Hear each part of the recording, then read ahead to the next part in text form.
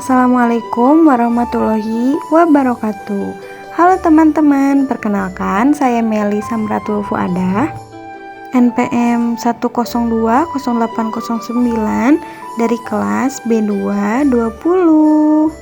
Video ini dibuat untuk memenuhi tugas ETS mata kuliah Pancasila dengan dosen pengampu Bapak Asep Imroni SH MH. And happy watching. Apa sih Pancasila sebagai dasar pengembangan ilmu? Pancasila sebagai dasar pengembangan ilmu artinya nilai-nilai Pancasila harus menjadi pegangan dan pedoman dalam ilmu pengetahuan dan teknologi. Oke teman-teman, sekarang kita masuk ke pokok bahasannya ya. Yang pertama ada eksistensi ilmu pengetahuan dan prinsip-prinsip berpikir ilmiah.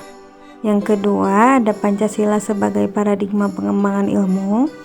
Dan yang terakhir, ada sejarah singkat Pancasila sebagai dasar pengembangan ilmu. Yang pertama, eksistensi ilmu pengetahuan dan prinsip-prinsip berpikir ilmiah. 1. Eksistensi ilmu pengetahuan. Lahirnya ilmu pengetahuan atau sains menandai lahirnya peradaban modern yang serba terukur. Perkembangan tersebut kemudian diikuti dengan kecenderungan memposisikan ilmu pengetahuan secara parsial antara hakikat, proses, dan nilai guna, atau biasa disebut ontologi, epistemologi, dan aksiologi. Hal tersebut mendasari berbagai keberhasilan dan keterbatasan ilmu pengetahuan. Ketika ilmu pengetahuan hanya dilihat dari ontologisnya, maka kemudian muncul pernyataan ilmu pengetahuan bebas nilai.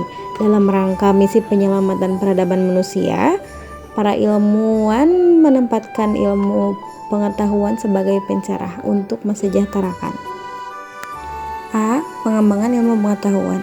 Masa transisi masyarakat yaitu 1. Masa transisi masyarakat berbudaya agraris tradisional menuju masyarakat dengan budaya industri modern.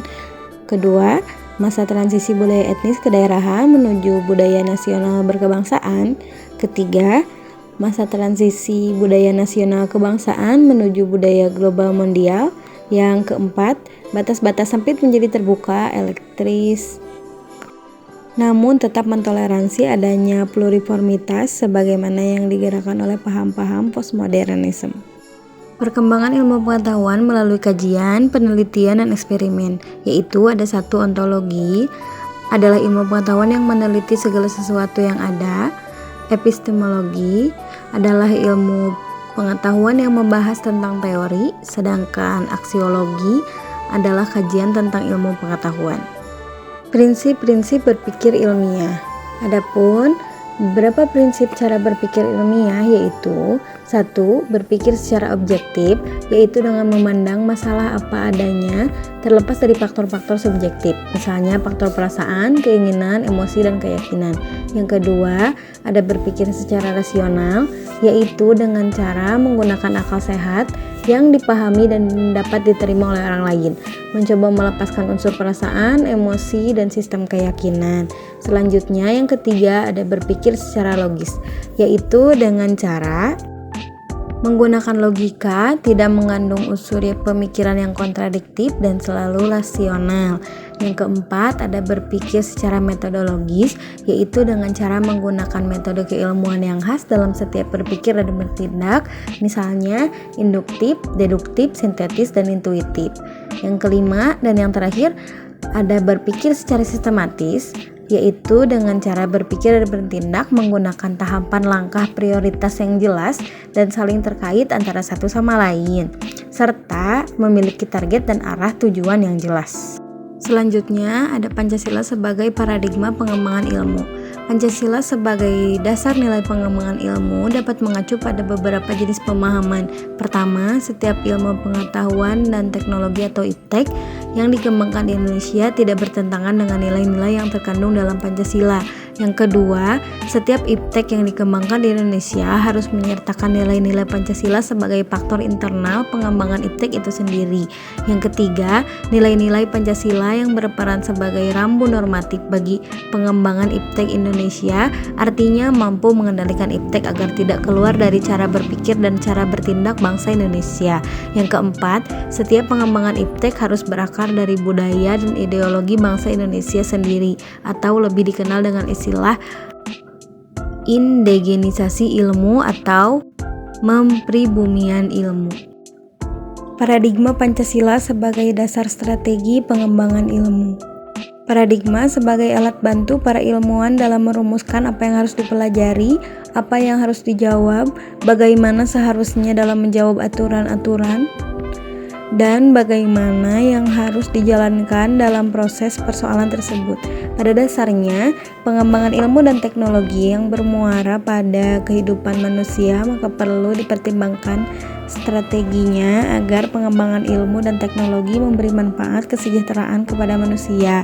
Dalam mempertimbangkan sebuah strategi, harus meletakkan nilai-nilai Pancasila sebagai dasar pengembangan ilmu pengetahuan dan teknologi.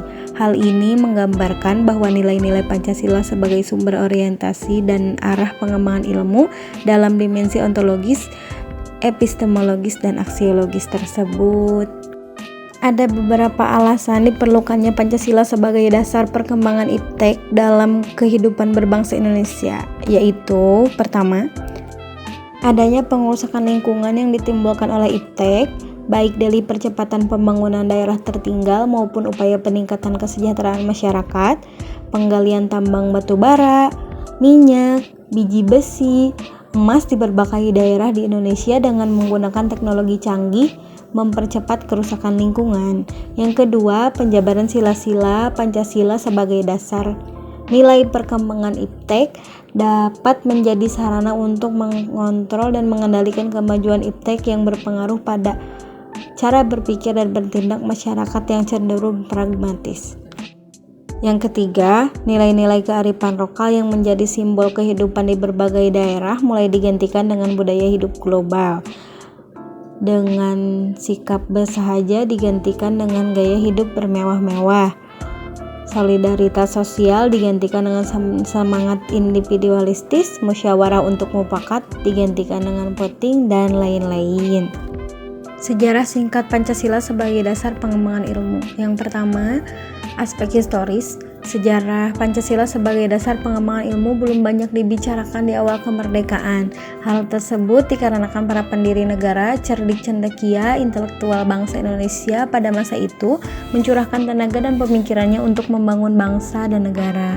Para intelektual merangkap sebagai pejuang bangsa masih disibukkan pada upaya pembenahan dan penataan negara yang baru saja terbebas dari penjajahan. Aspek historis dari Pancasila sebagai dasar nilai pengembangan ilmu di Indonesia dapat ditelusuri dalam dokumen negara, yaitu pembukaan Undang-Undang Dasar 1945, alinea keempat, pembukaan UUD yang berbunyi, kemudian daripada itu, untuk membentuk suatu pemerintah negara Indonesia yang melindungi segenap bangsa Indonesia dan seluruh tumpah darah Indonesia, dan untuk memajukan kesejahteraan umum, mencerdaskan kehidupan bangsa, dan ikut melaksanakan ketertiban dunia berdasarkan kemerdekaan, perdamaian abadi, dan keadilan sosial, maka disusunlah kemerdekaan kebangsaan Indonesia itu dalam suatu Undang-Undang Dasar Negara Indonesia yang terbentuk dalam suatu susunan negara Republik Indonesia yang berkedaulatan rakyat dengan berdasar kepada ketuhanan yang Maha Esa, dan seterusnya. Dalam kata mencerdaskan kehidupan bangsa, mengacu kepada pengembangan iptek melalui pendidikan, proses mencerdaskan kehidupan bangsa tidak terlepas dari nilai-nilai spiritualitas, kemanusiaan, solidaritas, kebangsaan, dan musyawarah, dan keadilan. Yang kedua, aspek sosiologis. Pancasila sebagai dasar nilai pengembangan iptek dapat ditemukan pada sikap masyarakat yang sangat memperhatikan dimensi ketuhanan dan kemanusiaan. Yang ketiga, aspek politis. Pancasila sebagai dasar nilai pengembangan ilmu di Indonesia dapat dirunut ke dalam berbagai kebijakan yang dilakukan oleh para penyelenggara negara, di antaranya dokumen masa Orde Lama, lalu dokumen masa Orde Baru. Selanjutnya ada dokumen masa reformasi. Dari dokumen-dokumen tersebut disimpulkan bahwa sumber politis dari Pancasila sebagai dasar negara dan sebagai nilai pengembangan iptek bersifat apologis karena memberikan dorongan kepada kaum intelektual untuk menyebarkan nilai-nilai Pancasila lebih lanjut. Sekian dari saya, mohon maaf apabila ada kesalahan. Assalamualaikum warahmatullahi wabarakatuh. Thank you for watching.